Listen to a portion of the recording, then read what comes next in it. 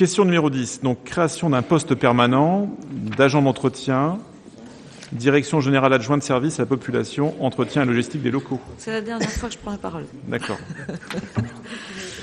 Alors, vu le Code général des collectivités territoriales, vu la loi 84-634 du 13 juillet 1983 modifiée portant droits et obligations des fonctionnaires, vu la loi numéro 84-53 du 26 janvier 1984 modifiée portant dispositions statutaires relatives à la fonction publique territoriale, considérant que le service entretien et logistique des locaux accueille plusieurs agents en contrat aidé.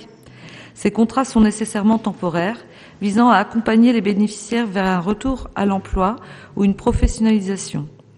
Or, le service a besoin d'une certaine stabilité dans ses effectifs. Pour cela, il est proposé de transformer un poste en contrat aidé en poste permanent d'adjoint technique à temps non complet de 20 heures par semaine pour assurer les missions suivantes.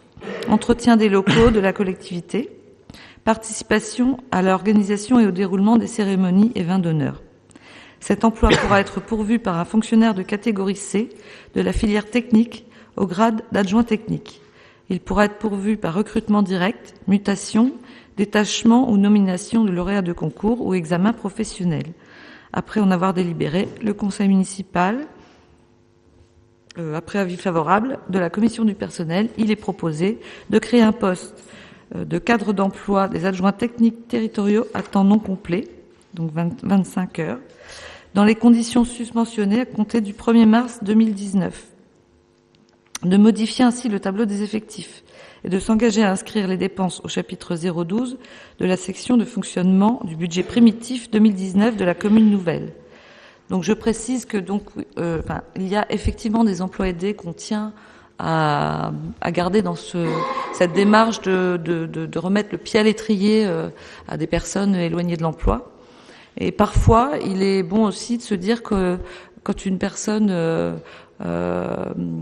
évolue pleinement dans son travail, on peut aussi proposer à ces personnes d'avoir un contrat plus stable. Voilà. Merci beaucoup, Émilie. Est-ce qu'il y a des questions ou des remarques concernant ce point? Donc, Madame Leroy, oui, puis Monsieur Morazin.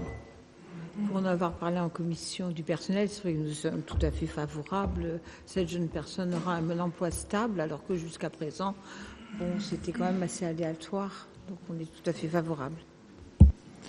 Merci, Monsieur Morazin. Je vais dans le même sens.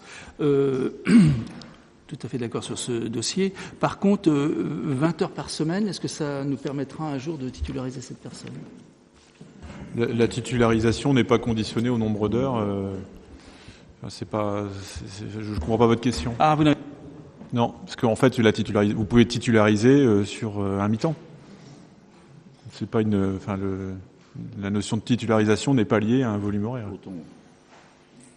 Excusez-moi, Monsieur le maire, je pose la question parce que certaines administrations nécessitent obligatoirement, pendant un laps de temps, d'être sur un temps plein. Mais bon, là, c'est pas le cas, donc ok. Y a-t-il d'autres questions ou d'autres remarques? A priori non, donc je propose de passer au vote. Y a-t-il des votes contre? Je n'en vois pas. Des abstentions peut-être, il n'y en a pas non plus, donc unanimité pour cette question.